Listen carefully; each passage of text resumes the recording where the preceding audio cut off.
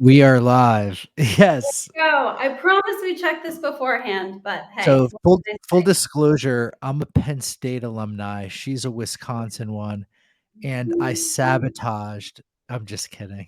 I just To be fair, Jared, I'm also a Penn State alumni, so you can like Oh, me you for that. are? I Yeah. missed that part. And my sister and my brother-in-law are Wisconsin alumni. Side Ah, note. so we can be friends. Which came first, Wisconsin or Penn State? Wisconsin came first. That's why I have the accent. Penn State was actually very recently. Congratulations. I just opened up my emails and Penn State Associate Director of Athletics is coming to Brooklyn, New York, and she wants to meet with me. I wonder why. Like, They got to put together a little better of a team before I open the checkbook. Just kidding. But thank you all. So now we're optimizing tech stack in an economic downturn. Sarah, tell everybody about yourself. People are tired of hearing about me. Perfect. So I'm Sarah. I am the partner manager at Vertice. I'm very recently relocated to London, so please excuse the kind of empty flat behind me. Originally from Wisconsin, like I said, but moved around a little bit. So spent time in Denver, Boston, California, and Germany. So if we have anyone calling in from there, hello to my old homes. So you're in London now? Is that right? I am, yes, as of a couple weeks ago. Congratulations. And um, outside of helping folks with their tech stack, what do you do for fun? So I love to travel, which is why I'm excited to be back here. I'm a big fan of food tours specifically, any sort of outdoor activity, and I now have a garden for the first time. So we will see how many plants I can kill this year. Oh man. You're gonna keep them going and they're gonna be thriving in due time. Um, we'll plug how folks can get in touch with you on LinkedIn at the end, but I want to jump right into it. Cool. Okay, we're talking tech stacks, we're talking economic downturn. You know, uh, one thing that baffles me before we like dive right in, what are the average number of tools you're seeing in, I don't know, Series A or B's company's tech stack, or We later? we are seeing for Series A and B, we're seeing at least 80 plus, usually closer to like 100 tools that people are using across their tech stack. And then, obviously the larger you get, the larger your tech stack can get. But most companies are managing 100 plus tools. A and, I've heard that number. I've heard, like, even as high as 120. I looked at ours, and it is above 80, and I'm like, "Wow." Now, I don't think we pay for 80, and that's f but they're all being used, and, it's a big topic, like, cutting the fat or optimizing. How do you optimize your SaaS stack to make it more efficient and reduce the spend? Because there must be some fluff in there. Mhm. Well, I'll say one thing that you just said there is you have over 80, but you don't think you pay for all of them. One thing that we Yeah. find is just getting visibility into what you have and who's using it and for what, which sounds like it's pretty simple, but when you have dispersed teams especially, number one is just finding out what exists in your tech stack and what contracts you are aligned to. And then once you have visibility into that, then you can start going through the exercise of, do you have duplicate functionality between two of your tools? Can you remove one of your tools, or are you over licensed? Do you have 100 licenses but you only use 20? Without having visibility of what you have, it's hard to go through the overlap and gap analysis. Yeah, and there's even more than that, right? Because, now you have different departments that might be using different tools for a similar thing. Mhm. Yeah, or the same tool but not realize it. So they're you're operating on a lower tier when you could be getting better rates if you both teamed up together and bought the same tool together. Yeah, I mean, how do you suggest getting, like, usage and analytics? There are a lot of different tools that you can get. You can, work with a couple different vendors, Vertice obviously being one of them that can help you with that usage and analytics. You can also look through your ERP system or through your spend to start pulling out if you see invoices for the same tool from different teams, for example. And then obviously trying to get that central tracker of what all of the teams are using, not only what they're paying for, but what they're using and where you start seeing overlap. Yeah, I mean, I saw a case internally where we made a big push to get everybody on ClickUp, onboarded some new folks to our team who liked using Trello better. And now all of a sudden we have 2 tools where there used to be 1. We're paying for one that's not being used. Mm. And this is a small real-time example. There's big real-time examples too, right? Yeah, we actually published a project collaboration report last year that found those tools are the number one contenders for being duplicates because all of the teams kind of have their favorite project collaboration tool. Yeah. So I'm partial to Asana, for example, but I also know that we work with teams that love Jira or Trello or ClickUp. And once you have someone using that tool, it's hard to get them off. So you do tend to see that kind of duplication. And then how do you this is the next layer, right? So, like, when you get the next wrinkle is now you have clients, Hmm. right? And you're on Asana, but your client's on ClickUp or, they're on Teams and you're on Slack, or Mm. so you decide to get it just for them because they're a big client. But it creates so much Yeah. inefficiencies, right? Yeah, inefficiencies, and it's a lot harder to do your job if you don't know where you should be doing it. So if part of your team is in Slack and part of your team is in Teams, where are you storing data? And that's just part of the conversation you have to have internally about what should you be keeping? Is it worth having both tools or is it causing more confusion? And who owns this? Because this is the big thing, right? Because RevOps rolls out a project management tool. Sales says we don't use any project management tools. Okay. And sales does say that. Yeah. They say what we mark all of our tasks in Salesforce or HubSpot. We're good. How do you get the other stuff? I throw it on my calendar. Yeah. Right? Sales Right. has an attitude. Who oversees it and puts that out there, rolls it out? I wish I had the right answer for you, but my background is also in marketing ops. So I would roll out the project collaboration tool. I would try to get everybody on board, and there's always the one that doesn't want to use it. So I don't have a great answer for that. All I can answer for is how you at least surface that it's happening. Well, having the visibility is half of it, right? And then somebody could go and get to it. So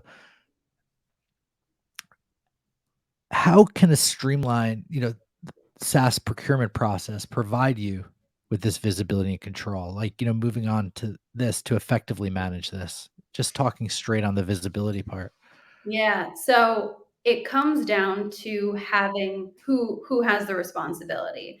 And I think that depends on the organization, but if you have one team or one person who's responsible for procuring a tool, that answers our last question of whose job is it to oversee this.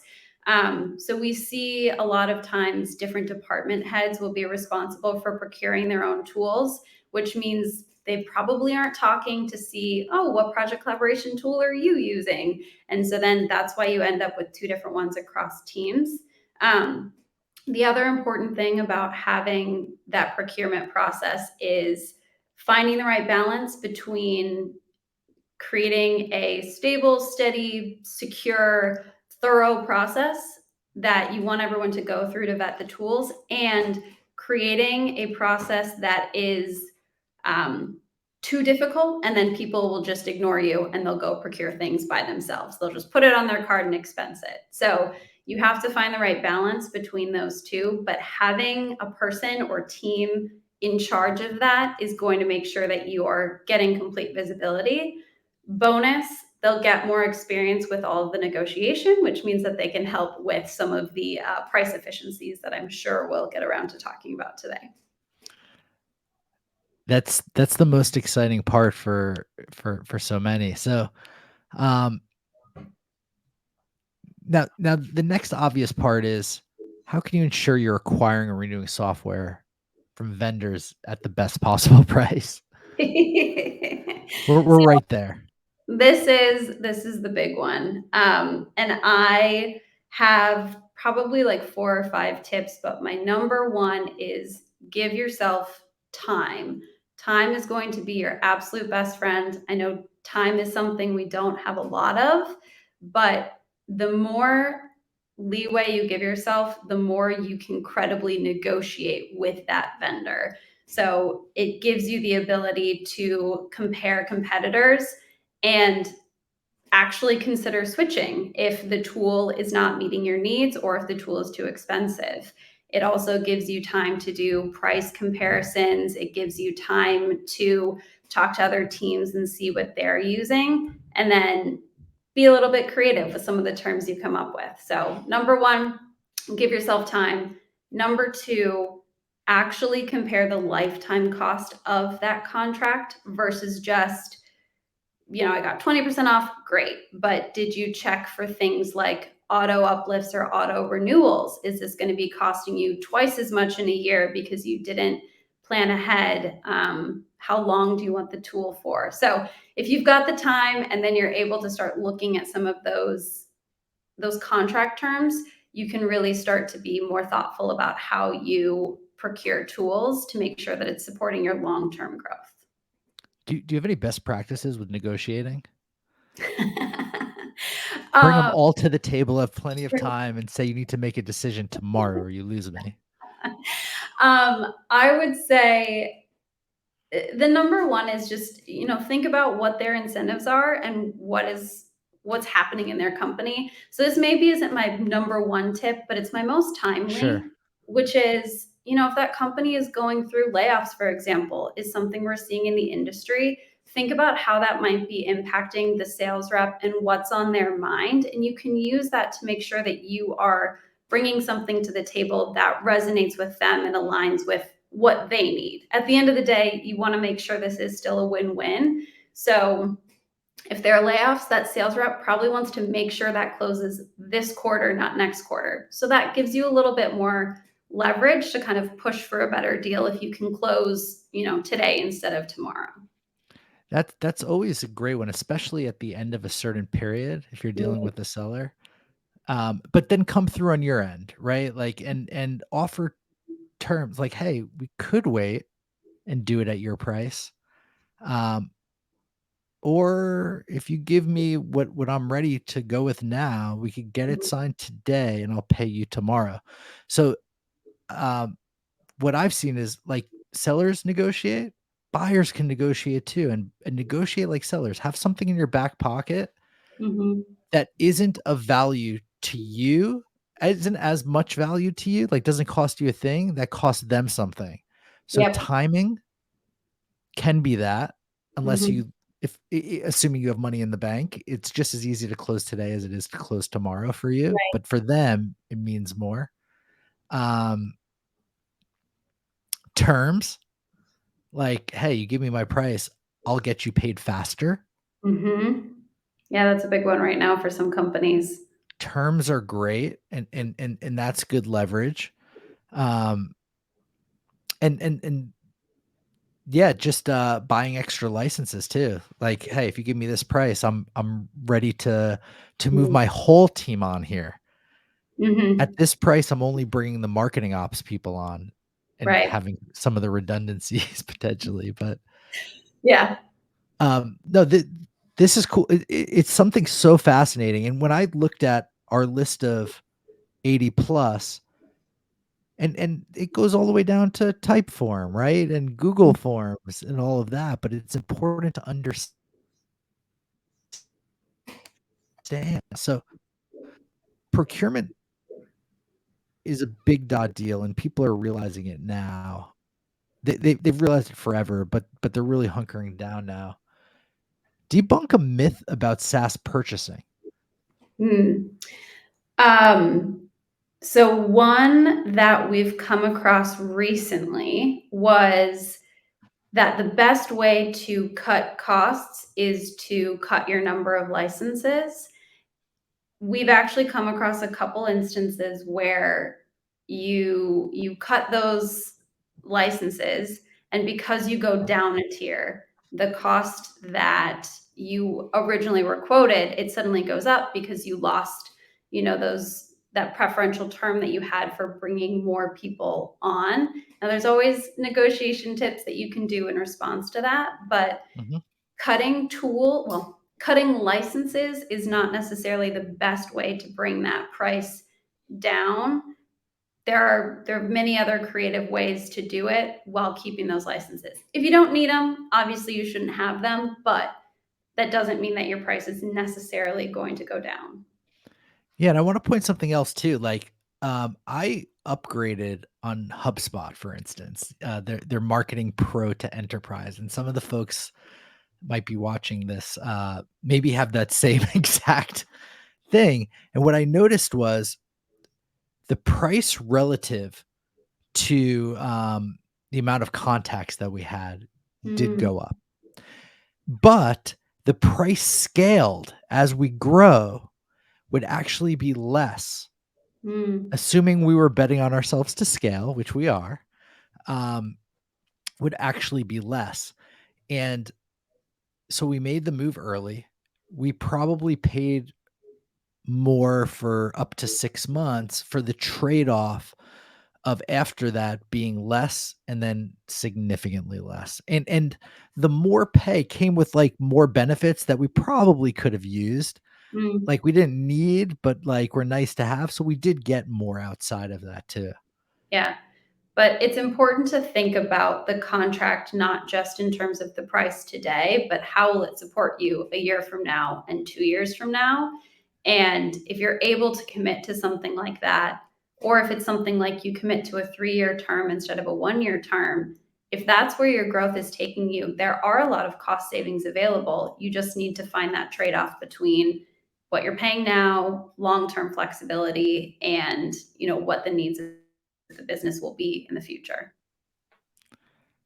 It's so true. So many times we're short-sighted by the dollars on, a proposal and not, unpacking more. Now, what's keeping you up at night in regards to purchasing and procurement? Hmm. I was thinking about this one recently after hearing someone on my team on a call. Um, and it's about, right now we're talking a lot about economic uncertainty. There are a lot of startups, scale ups, companies that have a certain amount of runway left, and they're looking at all those dollars trying to make sure that they can get to the next milestone. So thinking about the companies that are leaving things on the table because they aren't negotiating, they're overpaying for things, they're cutting their own runway and thinking about the opportunities that are missed there. But on the flip side, the people who are concerned about their runway and they're cutting a tool that they will need 6 months from now, but they don't need today, and it's limiting their long-term growth. So just thinking about the companies that don't have that partner in their corner and may not make it through times of economic uncertainty if they don't necessarily purchase correctly. I mean, you hit the empathy, buttons for so many folks, myself included, and it seems like the partner in the corner, it's a new phenomenon that y'all are doing, which is really cool. Yeah, it's a fun one to be a part of, I'll say. Right? Like, and it goes to other industries, but without going tangential, what's a piece of advice you could offer to others? Low runway, tools Mm, are important, but they don't know. yeah. Um, I would say number one, and this is what we've been talking about, so it kind of goes without saying, but always assume you can negotiate. I personally hate negotiating. I hate the conflict of it, but always assume you can negotiate. Always assume that they expect a negotiation. And Mhm. then know what you're willing to trade off and what's important for you so that you can sign the contract that supports you now. These vendors that you're working with, they want you to be in business 2 years from now also because they want you to sign another renewal 2 years from now. So just thinking about how you can focus on what's most important right now, but go into that negotiation and make sure that you have something in your back pocket to go back with so that you can get the terms you need. And then in terms of tools, as a marketing ops person, it pains me to see people cutting marketing tools when that's what's going to drive your growth in 6 months to a year. So think about the short-term pain, but also the medium and long term. What are you going to need to get to that next milestone? Don't cut yourself off right now. Maybe we could talk about cutting ad spend too. But Vertice doesn't help there, unfortunately. Not yet. Um, but KPIs that are important for you, in managing this process. Help us understand that. Yeah. So something that we look at a lot is obviously dollars saved. That's an easy one. Percent saved on a contract versus what was given to us. But we're also looking a lot at time that we've been able to save for busy executives and business leaders. So looking at things like I did a quick analysis on our buying team the other day, and they're sending an average of 40 emails between our team and the vendor for every contract we're negotiating. Mm-hmm. You've got 80 SaaS tools, 100 SaaS tools in your tech stack. That's 4,000 emails that could be going to your inbox. And I'm sure, Jared, your email inbox is busy enough already. You don't need another I have 4,000 good emails. spam protectors. But when they're with your vendors, right? They're emails that you Yeah. need to be getting, but just those are times saved. That's attention saved for people who are then going to go focus on the long-term strategy of the business. So it's a little harder to quantify, but just looking at the hours that we're able to save for contract negotiation as well. It's fascinating. Companies overpay 30% plus for software. Is that right? Yeah. So, it definitely varies. And in our pricing database, we will see the average discount and then the disparity between discounts. And some people will get a 70% discount and some people will pay list price. But from what I've seen, can almost guarantee that every company is overpaying by at least 20% on at least one of their tools. And if that's one of the big ones, that can be a significant expense. Oh man. And the worst is after signing a 2-year deal, realizing that you could have negotiated and needing that money later, because once it's signed, I don't think you could go back. You never know though. I don't, Have you ever yeah. you can't, but it's a matter of, is the company willing to work with you? So I think that's an interesting one as well. Like, you could ask the companies for anything, and sure, they might have a little more leverage on you because you're in there, but um and sports players and teams do this all the time. There's one year left on the deal. They renegotiate it for money up front and longer deals. It's a Mhm. win-win for both things. I guarantee that works in SaaS. Have you seen that? We were just talking about timing to renegotiate. So I will say you can ask, right? It never hurts Yeah. to ask. And again, if you think about what's in it for that account manager or that sales rep, if you can tie it to something that's important to them, people have a lot of flexibility, I'll say. So we've looked at things like renegotiating contracts before planned price increases, for example. It never hurts to reach out and try. I love that. And what excites you the most about the future? Mm. Like you said, this is a very new space and there's so much opportunity for it.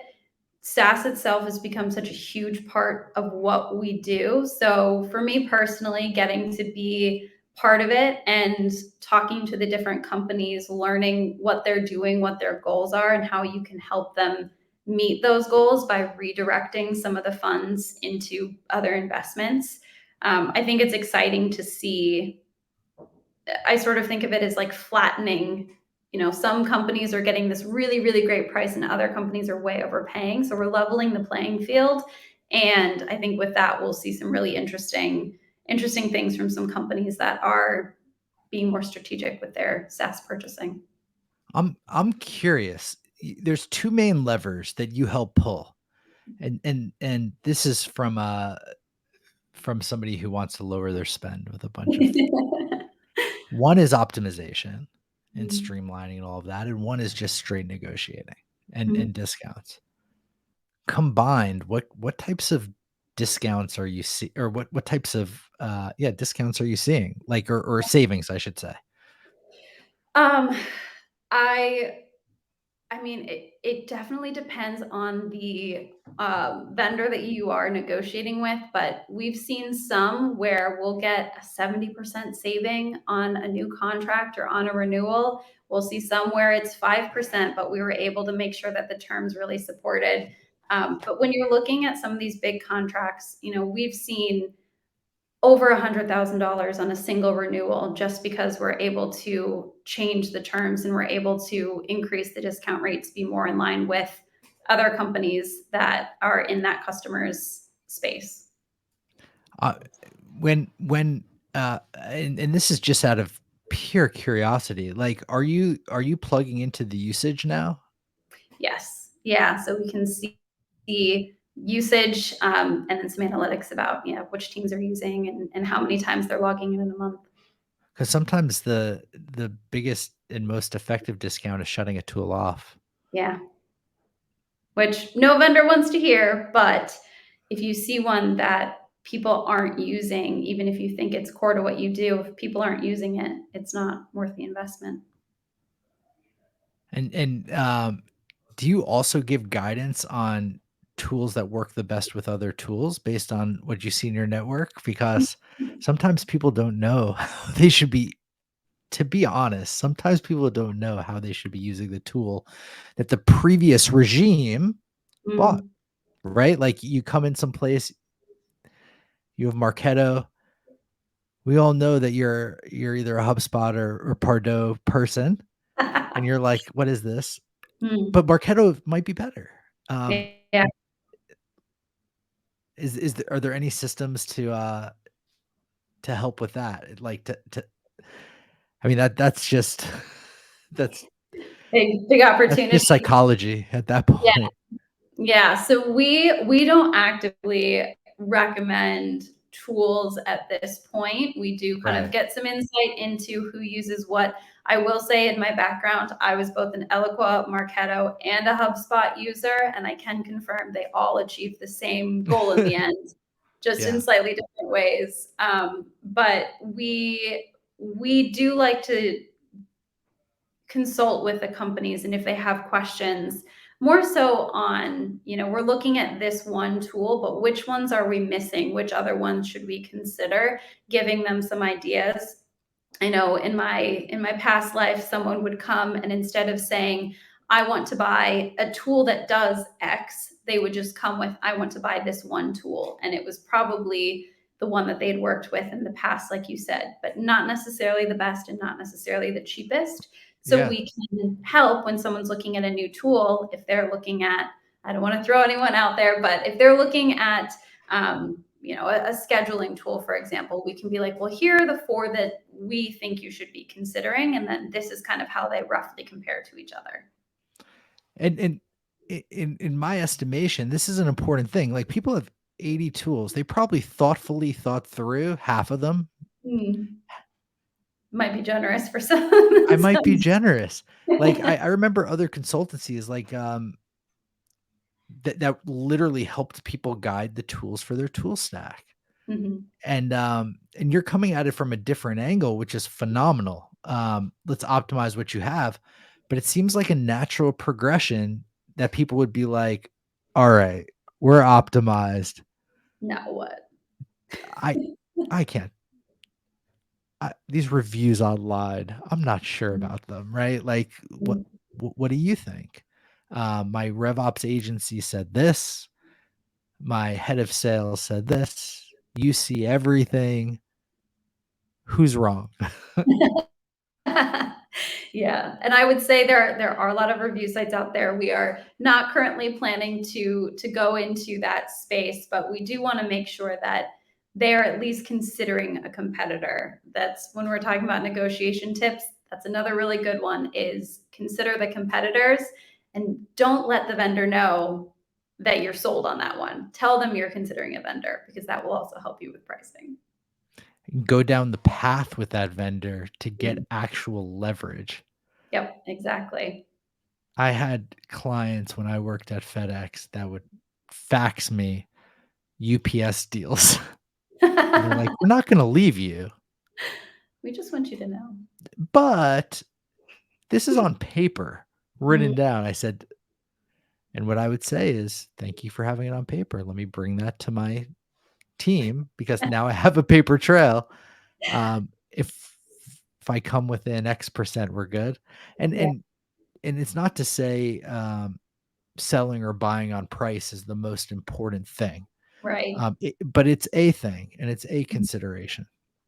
Yeah, definitely. And it's something that you should know, and if you're looking at the ROI of a tool, obviously you need to know what you're investing in order to see how it balances that return. I'm just hyped that you're around. Glad I can be here. How can folks get in touch with you and get in touch with Vertice? So I'm sure we can send out some links Yeah. after this. The website is vertice.one. You can find me on LinkedIn, Sarah Monette. And I feel like my content team will be upset if I don't mention we have a couple new sales reports that we've released. Sorry, sales software report that we released that compares 50 different software vendors for Yep. sales. So we can make sure we can do some follow up with that if people are interested in that.